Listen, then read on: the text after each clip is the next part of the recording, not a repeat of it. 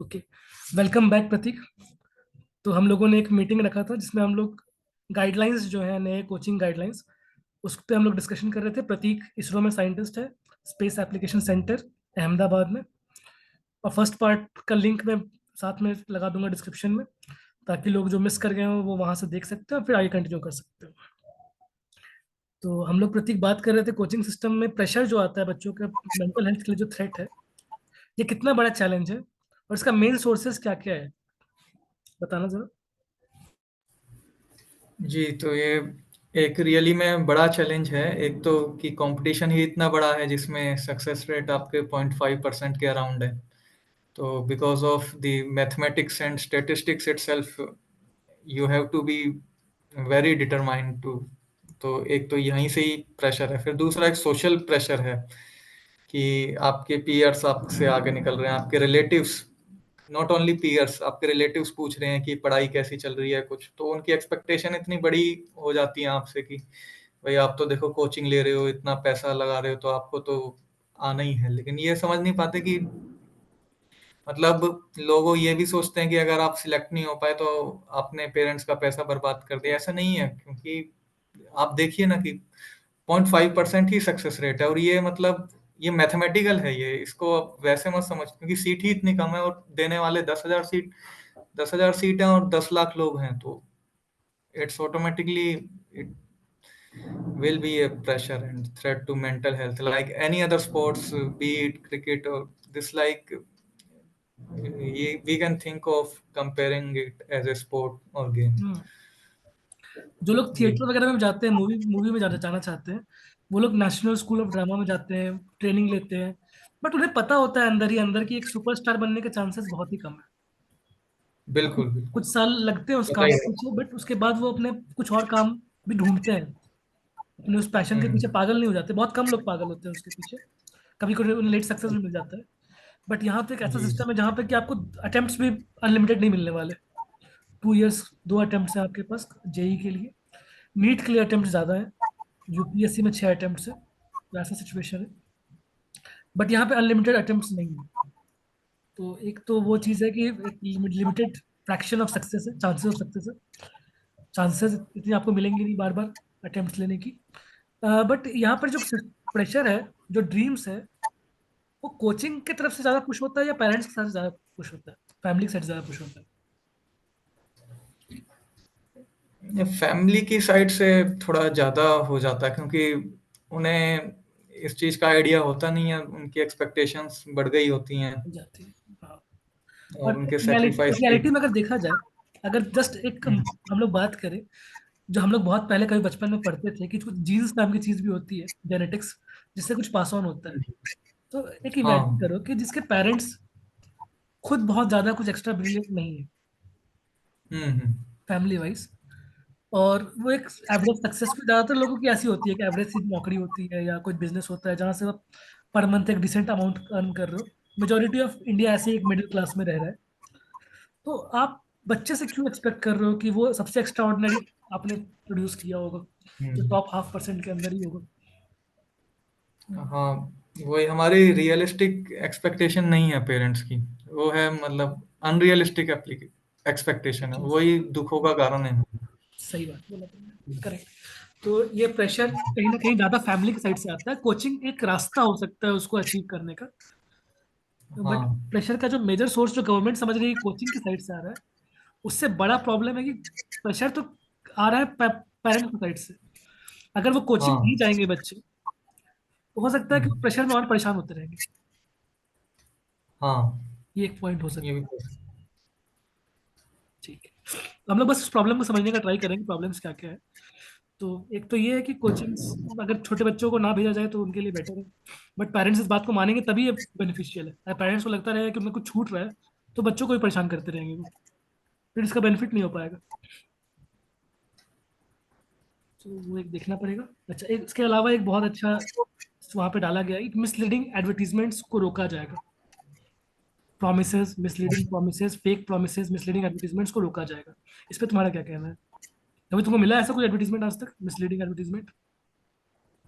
हाँ, ये white head junior का हाँ। देखा है सबको पता है कि उन्होंने कैसे एक एक ही इंसान ने उसके खिलाफ आवाज उठाई थी और वो लगातार वीडियो डालते रहे, उन्होंने केस अल्टीमेटली जीता भी। हाँ और इतनी मिसलीडिंग एडवर्टाइजमेंट थी कि वो उन्होंने बता दिया कि उनके कोचिंग से पढ़ा हुआ बच्चा गूगल में सिलेक्ट हो गया और गूगल में नौकरी कर रहा है। बारह बाद तेरह में साल पता का चला बच्चा, वो नौ सही। 9 साल का 13 साल का बच्चा, वो लोग एडवर्टाइज ऐसे करते हैं, एडवर्टाइज की कोडिंग सीख करके बच्चे की गूगल में जॉब लग गई 9 साल के बच्चे की। एक्सट्रीम लेवल पे एग्जैगरेशन कर दिया उन्होंने। हाँ, और वो बाद वो में उन्होंने उन्हीं कहा के कि ऊपर। एक इमेजिनरी हम्म, एक कोई पर्सन है उसने जीता है, उसने उसका सिलेक्शन हुआ है।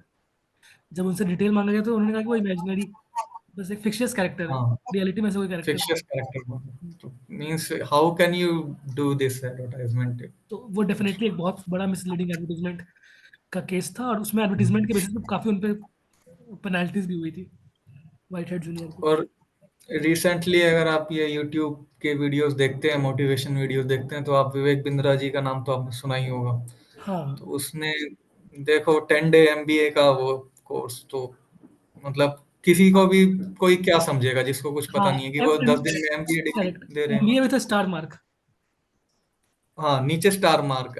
टर्म्स एंड कंडीशंस तो अप्लाई। अब वो स्टार मार्क्स लोगों को लगता है कि ये स्टार मार्क्स ये इंटेंशनली खुद को बचाने के लिए करते हैं, आपके लिए नहीं करते कि सही बात देखो है, हमने सही बात स्टार है, मार्क। वो उसके लिए केस वगैरह में जाए, लीगल में जाए तो बता दे कि हमने तो हाँ, टर्म्स कंडीशंस अलग से स्पेसिफाई किया हुआ है, ये बस शॉर्ट फॉर्म स्पेसिफाई। सेम है, फुल फॉर्म डिफरेंट है। ऐसे और बहुत सारे छोटे छोटे शहरों में ना, जैसे कुछ पर्टिकुलर ब्रांड्स बड़े फेमस है, डीपीएस के नाम से दिल्ली पब्लिक स्कूल बहुत फेमस है, डीएवी बहुत फेमस ग्रुप है। तो क्या होता है ना कि लोकल बस लोग शॉर्ट फॉर्म सेम यूज कर लेते हैं, उसका फुल फॉर्म अपने हिसाब से यूज कर लेते हैं। हाँ, जैसे डीपीएस किसी ने बना दिया दिव्या पब्लिक स्कूल, ध्यानी पब्लिक स्कूल, डी से तो कुछ भी नाम बन जाएगा बन ना। जाएगा, और लोग तो यहाँ तक भी है कि यूके बोल के अपने आप को, I am from UK, Uttarakhand बहुत यूज, पता चलता है उत्तराखंड से हैं हम। वो बहुत चलता है आजकल, आई एम फ्रॉम एमआईटी, हाँ, पता चला कि एमआईटी। मणिपाल इंस्टीट्यूट ऑफ हाँ टेक्नोलॉजी। हाँ, वो तो फिर भी बेटर है। और भी कुछ बेकार बेकार तो इंस्टीट्यूट हैं जो कि शॉर्ट में एमआईटी अपने आप को बोलते हैं। वही काम ये विवेक बिंद्रा ने किया कि एमबीए को बताया my business association. My business association जो कि एक ग्रुप है, व्हाट्सएप ग्रुप हो गया 100 लोगों का, that is my business association. मान लो ऐसे हाँ, तो कुछ, जस्ट एक उसमें एग्जांपल की। 10 डे व्हाट्सएप ग्रुप उसका कोई मीनिंगलेस ही है वो पूरा। एमबीए से उसका मीनिंग बन रहा था, लेकिन उसने बचने के लिए कह दिया माई बिजनेस एसोसिएशन। आप सोचे 10 day my business association course, meaningless course है वो। चलो मे बी ठीक है, जस्ट एक वो लोगों का अवेयरनेस नॉलेज बढ़ा रहे हैं, वो कोई प्रॉपर हाँ, कोर्स नहीं है। हाँ, तो मिसलीडिंग एडवर्टीजमेंट का डेफिनेटली एक एग्जांपल वो हो सकता है। और साथ में उन्होंने ये भी कहा है कि आप रिजल्ट्स जो आते हैं ना, बट टॉपर्स के रिजल्ट्स, रैंक्स, उनको भी आप मिसयूज नहीं कर सकते हो एडवर्टाइज करने के लिए। और मेरे ख्याल से गवर्नमेंट को एक रूल भी निकालना चाहिए कि आप नंबर ऑफ अनसक्सेसफुल स्टूडेंट्स जरूर मेंशन करो अपने ऐड के अंदर। हाँ, सक्सेस रेट आप मेंशन कर सकते हैं, क्योंकि वो कोई भी सक्सेस कोचिंग रेट भी इंस्टीट्यूट मे बी दिखाना नहीं चाहेगा। बच्चे को इतना क्लियर नहीं होगा, आप number of unsuccessful students mention करो कि आपके नंबर ऑफ स्टूडेंट्स कितने हाँ, अनसक्सेसफुल, हाँ, कि अगर आपके पास हाँ, वो एनरोल, ज्यादा एक्यूरेट रहेगा कि आपके पास इतने स्टूडेंट्स आए और इतने में से इतने निकले हैं और करेक्ट, इतनों का नहीं हुआ। इतना अनसक्सेसफुल आपको लिखना पड़ेगा कि अगर आपके पास 2000 एडमिशन हुए थे, आपके 40 स्टूडेंट सक्सेसफुल, मैं बड़े इंस्टीट्यूट की बता रहा हूँ, जो बड़े इंस्टीट्यूट्स का जो अलग अलग सिटीज में होता है सेंटर्स, उसमें जनरली ऐसा होता है जी। कि 2000 बच्चों में से सिर्फ 30-40 स्टूडेंट्स क्वालिफाई होते हैं। लेकिन हमें देखने में लग रहा है कि देखो यहाँ से 40 लोग निकले हैं, अरे ये भी तो देखो वहाँ गए कितने लोग हैं। ये गए कितने थे, आप उसके असली चीज रैंक, तो वही से पता चलेगी। आप 30-40 स्टूडेंट्स का रैंक छाप देते हो फोटो के हम्म, साथ, 10-20 स्टूडेंट्स का, और पूरा पेज भर जाता है 10-20 फोटो के अंदर। लेकिन आप ये नहीं बता रहे हो कि आपके पास जो 2000 बच्चे आए थे, रिमेनिंग 1970 स्टूडेंट्स का क्या हाल हुआ है, उसमें से कितने 11th में फेल हो गए हैं। अगर आईआईटी जेई के लिए गए और 11th में आधे से ज्यादा बच्चे फेल हो गए हैं, वो फिर लोकल ट्यूशन, होम ट्यूशन ढूंढते फिर रहे हैं, ट्यूशन ग्रुप छोटे मोटे ढूंढ रहे हैं। तो ये एक बहुत गलत सिस्टम था जिसके अगेंस्ट में गवर्नमेंट ने एक एक्शन लिया है कि आप रिजल्ट्स पब्लिश करने से रोका है उनको। और ज्यादा बेटर होगा कि गवर्नमेंट बोल दे कि वो लिखे कि हमारे इतने स्टूडेंट ने फीस पे करके हमारे पास एनरोल हुए थे, इसमें से इतने अनसक्सेसफुल रह गए, ये उनको मेंशन करना चाहिए। हम्म, अच्छा, इसके अलावा एक बहुत अच्छा है और अपडेट आया है गाइडलाइंस के अंदर। एक इंपॉर्टेंट पॉइंट की गाइडलाइंस अभी तक रूल्स बने नहीं है, रूल्स बाद में स्टेट गवर्नमेंट और यूटी अलग से बनाएंगी। तो जो एक और अपडेट है कि ट्यूटर का जो क्वालिफिकेशन है that should not be below graduation, कोई भी बिलो ग्रेजुएशन हम्म, बंदा पढ़ा नहीं सकता। और साथ में आपको एक वेबसाइट मेंटेन करना है। वेबसाइट में आपको उसका सारा कुछ क्वालिफिकेशन, क्रिमिनल रिकॉर्ड्स वगैरह है कि नहीं, वो सब मेंशन करना है। और क्रिमिनल रिकॉर्ड्स वाला पर्सन वहाँ पे नहीं पढ़ा सकता अगर कन्विक्ट हो गया है हम्म। तो ये वाले पॉइंट को तो कैसे। रिगार्डिंग ट्यूटर भी इनका यही सामने आया था व्हाइट हेड जूनियर्स का, कि उन्होंने नॉर्मल लोगों को ही पाइथन ट्यूटर ऐसे बना हाँ, दिया था जो खुद ही मतलब सीख रहे थे पाइथन। ये मेजोरिटी इंस्टीट्यूट्स में, मेजोरिटी अगर बड़े इंस्टीट्यूट्स को देखो तो हमने देखा है कुछ हम्म। ऐसे केसेस में कि जहाँ पर जो बच्चे बिल्कुल ही मतलब प्राइवेट कॉलेजेस भी, जो बहुत ही लो लेवल के प्राइवेट कॉलेज है, वहाँ भी नहीं सिलेक्ट हो पा रहे हैं बच्चे, उनको बड़े बड़े कोचिंग इंस्टीट्यूट ने अपने पास जॉब दे रखा है। और उनकी सैलरीज और जो टॉप टीचर की सैलरी है, दोनों में बहुत बड़ा गैप है। टॉप टीचर की सैलरी अगर हम्म। साल की 50 लाख है, तो हम्म। जो ये जो टीचर्स है जो बहुत क्वालिफाइड नहीं है, इनकी सैलरी 2 लाख की होती है साल की। अच्छा। मतलब मंथली 15-20 थाउजेंड 30,000 की सैलरी पे रखा हुआ है टीचर, और दोनों पढ़ा रहे हैं। तो ये दोनों का ही फायदा हो गया एक तरह से तो उन्होंने क्या देखा जाए किया कि तो। जो टॉप टीचर को दिखाया, फेस दिखाया टॉप टीचर्स, हम्म। अब उनकी फैन फॉलोइंग हो गई टॉप टीचर्स की।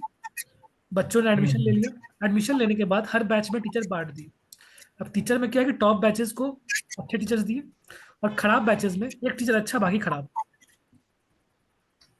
अच्छा। तो अब एटलीस्ट क्वालिफिकेशंस आ हम्म। जाएंगे, और अगर उनको रिफंड का ऑप्शन मिलेगा बच्चों को, तो थक जा रहे हैं बच्चे, ठगे गए हैं जिनको टीचर अच्छे नहीं मिले, तो वो एटलीस्ट रिफंड मांग के छोड़ सकते हैं। पहले तो रिफंड होता ही नहीं था, बड़ी मुश्किल से रिफंड हाँ। होता था। तो वो सब एक इम्प्रूवमेंट आ सकती है। और अब साथ जब कोचिंग वालों को डर रहेगा कि वो रिफंड मांग सकते हैं, तो वो खराब टीचर भी नहीं रखेंगे, तो वो भी बेनिफिशियल है कि उन पे भी उन्हें अपने एक्शन बदलने पड़ेंगे इस डिसीजन की वजह से। हाँ, बिल्कुल बिल्कुल। और खास अभी करके, तक उन्हें कोई डर नहीं था तो वो कुछ भी करे जा रहे थे। और इंडिया में अब ऐसे डर भी होगा। बड़े इंस्टीट्यूट्स हैं ना, जो बहुत बड़े इंस्टीट्यूट हम्म। अभी हाल फिलहाल में आए ऑनलाइन एजुकेशन में, उनके भी टीचर्स, उनके जो सीईओ हैं, फाउंडर्स हैं, वो एक्चुअली सिर्फ 12th क्लास पास है, जिन्होंने अपनी हम्म। बीटेक कंप्लीट भी नहीं कर पाए थे, वहां से फेल होकर निकले हैं बहुत सारे। और अच्छा। तो उन्होंने एस्टैब्लिश किया, और उनके जो ऑनलाइन कंटेंट उसमें देखोगे बहुत कुछ गलत भी पढ़ाया उन्होंने। उन्हें कम्युनिकेशन स्किल्स बहुत अच्छे हैं, एक्स्ट्रॉर्डिनरी कम्युनिकेशन स्किल्स है, बच्चों के साथ बहुत अच्छा कनेक्ट हम्म। करते हैं, उनको मोटिवेट हाँ, कर। विवेक बिंद्रा टाइप आप देख सकते हो ना, कि बॉल बहुत अच्छा देते हैं, लेकिन वो भी कहीं क्वालिफिकेशन से, जरा सर्च करके देखो, पता चलेगी किस कहाँ के डॉक्टर हैं वो। हाँ। और पर्टिकुलरली अगर आप श्रीलंका की। विवेक बिंद्रा की, तो एटलीस्ट जो कंटेंट डिलीवर करते हैं वो भी मे भी अच्छा लगता है मुझे तो सुन के या देख कर। लेकिन कुछ टीचर्स कंटेंट ऐसे, डिलीवर, हाँ, वो अच्छा लगता है, लेकिन जो एक्चुअल डिग्री आप देखेंगे ना उनकी, डिग्री जो वाइज तो पीएचडी। लैकिंग है, डिग्री लैकिंग है इनके अंदर। हाँ। लेकिन जो ये वाले टीचर्स की मैं बता रहा हूँ, इनके 10th क्लास से हम्म। कंटेंट अगर दिखा दूंगा ना, मेरे पास बच्चे आते हैं 10th क्लास वाले पूछने के लिए कि वो सही पढ़ाया है गलत पढ़ाया है, बुक में कुछ और दिया उन्होंने पढ़ाया कुछ और है। उन्होंने जो हम्म। बुक्स के नाम लिखे हैं ना, जो मैं टॉप टीचर की हाँ। बात करूँ, उनकी बहुत बड़ी फैन फॉलोइंग है। अगर उन्होंने 5 बुक्स रिकमेंड किया अपने साइट से, 5 बुक में से 4 बुक हम्म। के स्पेलिंग गलत लिखे हैं, पूरे गलत। पब्लिकेशन का नाम अच्छा। गलत लिखा हुआ है, जो वो खुद से प्रिपेयर आ रहे हैं, और मतलब बुक का नाम लिख रहे हैं। बताइए क्या एक्सपेक्ट कर सकते हैं आप उनसे, रियलिटी बहुत कैसे बुरा, पढ़ाओगे। रियलिटी बहुत बुरा हाल है। बच्चे जो ऑनलाइन डिपेंडेंट है यूट्यूब वगैरह पे, तो उनको वेरीफाई जरूर करना चाहिए बुक से जाके कि रियलिटी क्या है। और अब एटलीस्ट अगर ये सब आएगा कि क्वालिफिकेशन डिक्लेयर करना पड़े, तो फिर ज़्यादा बेटर है। ऑनलाइन पे भी गवर्नमेंट को इम्प्लीमेंट करना चाहिए, जो टीचर पढ़ा रहा है उसका क्वालिफिकेशन क्या है एक्चुअली, उसको मेंशन करना चाहिए। ये आपने ये क्रिमिनल रिकॉर्ड लिखा हुआ है, इस पे इलेबोरेट करेंगे इसकी, मतलब गवर्नमेंट ने क्रिमिनल्स भी बोला कि, पढ़ाने लग रहे हैं। हर हाँ। गवर्नमेंट ने ये बोला है कि अगर किसी को कन्विक्ट कर दिया गया फ्रॉड केस में, या अच्छा, पर्टिकुलर फ्रॉड की। फ्रॉड के हाँ। केस में, या किसी और टाइप के क्रिमिनल क्राइम के इस। अगेंस्ट में, क्योंकि जैसे छोटे जी। बच्चे आ रहे हैं पढ़ने के लिए, अगर किसी का हम्म। क्रिमिनल बैकग्राउंड रहा है, जो कि कुछ ऑलरेडी ऐसे एक्टिविटीज में इन्वॉल्व रहा है हिस्टोरिकली, तो ऐसे लोगों को पढ़ाने से मना किया गया है। ये कोचिंग बिल्कुल। इनको रिक्रूट मतलब जॉब नहीं दे सकती। हम्म। किसी बच्चे से कुछ थ्रेट हो जाएगा तो फिर क्या कर सकते हैं। और जैसे पहले से हाँ। कुछ रहा है स्कैम वगैरह का लेकर के, या फिर मान लो कि गर्ल्स स्टूडेंट्स भी हैं, तो कुछ रिस्क हो सकता है, तो इसलिए गवर्नमेंट ने बोला है कि कोई भी क्रिमिनल बैकग्राउंड वाले लोगों को जॉब नहीं मिल सकता टीचिंग में। जी। तो ये चीज़ है। इसके बाद गवर्नमेंट ने बहुत अच्छा एक एग्जिट पॉलिसी दिया है। तुम्हें बताना कि तुम्हें कैसा लगा ये, कि एग्जिट पॉलिसी बस यही है कि बच्चा रिफंड मांग सकता है, और हम्म। इंस्टीट्यूट को 10 दिन के अंदर उसको रिफंड करना है प्रो रेटा बेसिस पे, कि जो रिमेनिंग अमाउंट है, मतलब पहले ही हाँ, आपको तो ड्यूरेशन बता देना हम्म। है कि ड्यूरेशन कितना है कोर्स का, जितने मंथ उसने यूज हाँ। कर लिया, जितना टाइम उसने कर लिया, रिमेनिंग अमाउंट प्रोपोर्शनेटली उसको दे देना है। ये कैसा है। हम्म। ये तो बहुत ही अच्छा। मैं तो ये मानता हूँ कि एग्जिट पॉलिसी तो एक बेसिक राइट होना चाहिए स्टूडेंट का, बिल्कुल ये राइट होनी चाहिए। फंडामेंटल राइट जिसे हम कह सकते हैं हाँ कि। बिल्कुल, ये ऐसा यहाँ पे धोखा दिया जा रहा था कि जैसे आप अगर किसी रेस्टोरेंट के अंदर घुस गए हो तो आप पहले ही 10,000 का कूपन कटवा लो और आपको 10,000 रुपये हाँ। खाना ही खाना है। आप चाहे खा पा रहे हो नहीं खा पा रहे हो, आपको पसंद आ रहा है नहीं पसंद आ रहा है, आप पैसा लेके वापस नहीं जा सकते। आप बैठे खाते रहो जब तक आप चाहे बीमार पड़ जाओ कुछ भी हो जाओ, अंदर चाहे वो कुछ भी हाँ। सर्व कर रहा हो, कितना भी घटिया खाना सर्व कर रहा हो। हाँ, पहले ही वो एंट्री लगा दी कि आप खाना खाने से पहले ही पे करो, फिर आप पे करके आप खाओ। अंदर गए हो और फिर आपका रिफंड नहीं हो सकता, चाहे आप खाओ नहीं खाओ, फेंक के जाओ, कुछ भी करो। हाँ। तो पहले ऐसा ही कंडीशन था, और आधे से ज्यादा टॉर्चर जो था बच्चों का वो इसी कारण से था, बिकॉज पेरेंट्स को लगता था कि मेरे लाखों रुपए लग गए। वो बच्चे को बोलते थे कि तुम हम्म, ट्राई करो तुम ट्राई करो, जब उसको पता है कि वो नहीं कर पा रहा है, वो बोल रहा है कि वो नहीं कर पा रहा। और हम्म, और इसके बारे में बात बहुत कम हो रही है, मीडिया में इसके बारे में लोग बात ही नहीं कर रहे, इसको चाह रहे हैं ना कि ये दबा रहे कि इसके बारे में बात ही ना हो। लेकिन रियलिटी हम्म, में यही वो पॉइंट है जो कि बच्चों को पावर देगा। बाकी कुछ भी बच्चे के साथ गलत हुआ है तो बच्चे के पास ये ऑप्शन तो है कि वो फीस लेके अपना वापस चला जाए। हम्म, किसी पॉइंट पे उसको लगता है कि उसके साथ कुछ भी गलत हुआ है, कुछ भी किसी तरह का गलत हुआ है, हम्म, स्पेस नहीं मिल रहा, उसको वेंटिलेशन नहीं मिल रहा, उसको टीचर्स नहीं मिल रहे, कुछ भी गलत हुआ है उसके साथ। हम्म, रेमेडी यही है कि वो फीस क्लेम करे अपना रिफंड और वो चला जाए एग्जिट करके। हम्म, बट पहले यही ऑप्शन उसके हाथ से छीन लेते थे कि आप रिफंडेबल ही नहीं है फीस, तो मतलब जो भी फंस गया फंस गया। हम्म, तो ये मेरे ख्याल से इसको तो गवर्नमेंट को पुश करना ही चाहिए, बस ये कर दो बाकी सारा कुछ सॉल्व है। बाकी चीजें हो या ना हो मैटर ही नहीं करती, मेन यही है। और इसमें ना हाँ, कोचिंग इंस्टीट्यूट बंद हो जाएंगे अगर ऐसा हो गया, क्योंकि जो हम्म, टॉप इंस्टीट्यूट्स है ना उसके अंदर भी 90% बच्चे कोचिंग छोड़ना चाहते हैं, और सिर्फ हाँ, क्योंकि फीस एडवांस में चला गया इस कारण से वो छोड़ नहीं पाते। 90% बच्चे टॉप से टॉप इंस्टीट्यूट में, सिर्फ 10% हाँ, वो बच्चे। ब्रांड नेम देख के आ जाते हैं, बाद में उन्हें रियलिटी पता चलती है ज्वाइन होने के बाद ही, पहले रियलिटी उन्हें पता एक नहीं महीने में पता होता। चलती है, और जब तक एक महीने तक वो नए बैच खुलते रहते हैं तब तक अच्छा पढ़ाते हैं इंस्टीट्यूट वाले। जब तक और हम्म, बैच खुलने वाले तब तक नए अच्छा पढ़ाते हैं, जैसे ही बैचेस खुलने बंद हो जाते हैं ना उसके बाद बहुत खराब पढ़ाते हैं लास्ट के 4-5 महीने में। और उन्हें पता है कि अब बच्चा भाग भी नहीं सकता बिकॉज फीस ऑलरेडी सबमिट कर दिया है, हम्म, कोई डेमो तो मिलता नहीं बच्चों को। तो इसलिए अगर ये ऑप्शन दे देंगे ना तो 90% बच्चे भाग जाएंगे उनके पास से। हम्म, चलो देखते हैं। और एक और है सेफ्टी प्रोविजंस, उसके बारे में बात हो रही है। बट यहाँ पर एक पॉइंट आ रहा है जैसे मैं देख रहा हूँ वीडियोस वगैरह, तो जो ओल्ड राजेंद्र नगर ओल्ड मुखर्जी नगर में एरियाज जहाँ यूपीएससी गेट की प्रिपरेशन काफी होती है, मतलब पोस्ट ग्रेजुएशन जो प्रिपरेशन होती है ग्रेजुएशन के बाद, तो वो लोग कह रहे हैं कि पुराने बसे हुए शहर है और वहाँ पे कोई अच्छा बिल्डिंग है ही नहीं जहाँ पे एनओसी का कंडीशन मीट हो पाए, फायर सेफ्टी वगैरह का। तो तुम्हें क्या लगता है कि ये हम्म। क्या इंटेंशनली वो छुपाना चाहते हैं, प्रॉफिट बचाना चाहते हैं, हाँ, यही लग रहा है मुझे तो कि कि उन पे ये फोर्स करना चाहिए सेफ्टी प्रोविजंस मीट करने के लिए। मतलब वहां पे आप क्या करें कि है ही नहीं, हो ही नहीं सकता सेफ्टी हाँ वो यही ऐसा। कह रहे हैं कि अगर वो करेंगे तो बिल्डिंग्स में तो बंद करना पड़ेगा इंस्टीट्यूट, क्योंकि वहाँ पे अब ऑलरेडी पुराने बने हुए बिल्डिंग्स हैं, उनको तोड़ के दोबारा कंस्ट्रक्ट कराना तो पॉसिबल नहीं, सब रेंटल चल रहे हैं मोस्टली।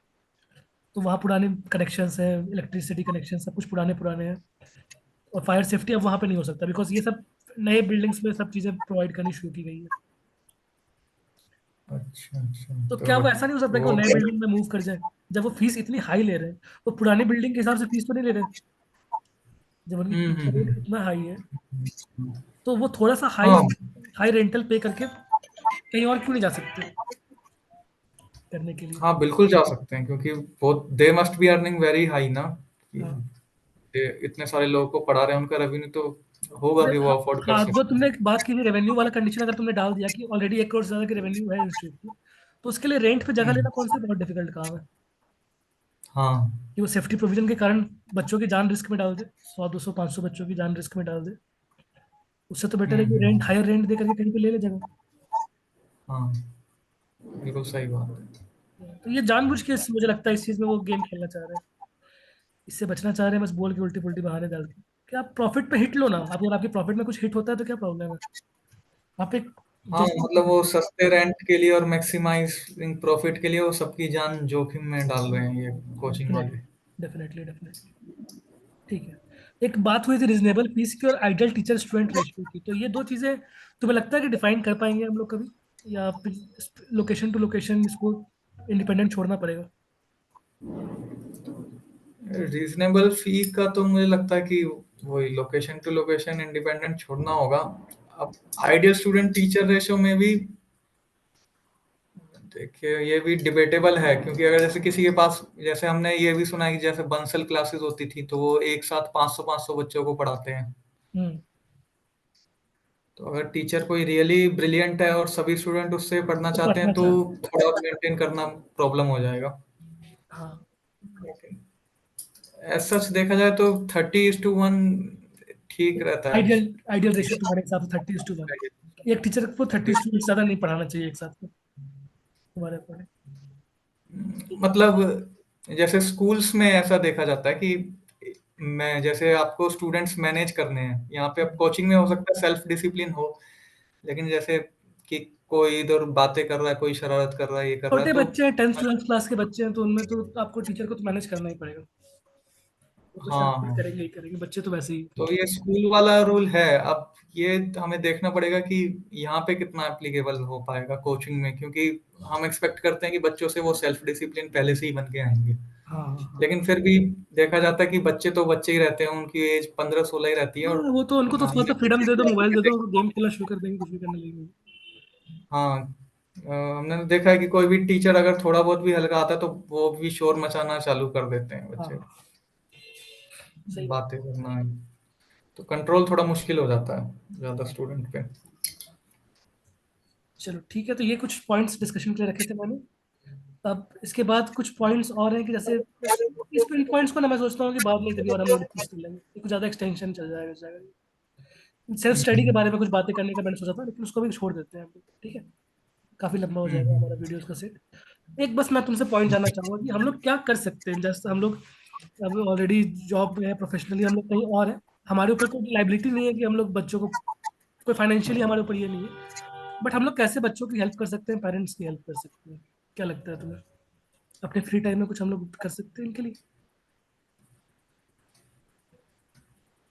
हम शायद गाइड कर सकते हैं हम्म। बच्चों को प्रॉपर, मेंटरिंग की कि फॉर्म में। हाँ मेंटरिंग टाइप से ठीक है। वो किया जा सकता है। ये एक रियलिस्टिक एक्सपेक्टेशन लेके चले वो लोग, बिकॉज जो लोग ऑलरेडी उस हम्म गेम के पार्टिसिपेंट है, पेरेंट्स भी कहीं बेनिफिशियरी है हाँ उस चीज़ के, कोचिंग में बेनिफिशियरी है, तो वो लोग एक बायस्ड एटीट्यूड के साथ गाइड करते हैं चीज़ों को, एक न्यूट्रल एटीट्यूड नहीं हम्म होता है कहीं ना कहीं। हाँ, एक हर्ड मेंटेलिटी बनी हुई है कि एक तरह से फैशन हम कह सकते हैं, फैशन चल गया है, बिल्कुल। ट्रेंड चल गया है कोचिंग का। तो वो चीज़ें तो अवेयरनेस हम ला सकते हैं कि अवेयरनेस ला सकते एक्स्ट्रा। हैं। हाँ और मैं तो ये सोच भी रहा था कि जैसे मैंने पहले भी कोविड के टाइम पर, क्योंकि उस टाइम पे फैसिलिटीज बंद हो गई थी, तो एक टीचर ने मुझे कहा था, तो मैंने कुछ 10th के बच्चों का उस टाइम पे बैच चलाया था, जस्ट ऐसे ही ऑनलाइन, मतलब उनको थोड़ा गाइडेंस दिया था केमिस्ट्री में, क्योंकि वो टीचर के पास मैथ्स फिजिक्स पढ़ते थे बच्चे, केमिस्ट्री में उनको मिल नहीं रहा था हम्म कोई ऑप्शन, तो मैंने थोड़ा बहुत उनको हेल्प कर दिया था। तो मैं सोच रहा हूँ कि इस बार भी एक्चुअली टाइमिंग ऐसा मैच हो गया कि मेरी भांजी जो है ना, वो 6th में जा रही है। हम्म तो मैं सोच रहा हूँ कि कुछ मतलब बना करके फ्री टाइम मिले तो कंटेंट यूट्यूब पे भी डालता रहूँ, ताकि बच्चों का कुछ हेल्प हो जाए। अगर, क्योंकि बिलो 10th जो बच्चे हैं उनके कोचिंग के एवेन्यूज बंद हो रहे हैं, ऐसा बोला जा रहा है, गाइडलाइंस आ रहे हैं। मैं सोच रहा हूँ उनके लिए कुछ कंटेंट थोड़ा थोड़ा डालता रहूँ बीच में। हाँ तो ऐसा कुछ हेल्पफुल हो सकता है, ऐसा कुछ हम लोग कर सकते हैं? हाँ, हम तुम क्या? फ्यूचर में देख सकते हैं कि हम्म, बच्चों के लिए मतलब कि किस तरह का कंटेंट बनाया जाए जो उनके लिए हेल्पफुल रहे। ठीक है। तो ये कुछ प्लानिंग्स थे अपने, तो इतने पे एंड कर हम्म देते हैं हम लोग, सबको थैंक्स करते हुए।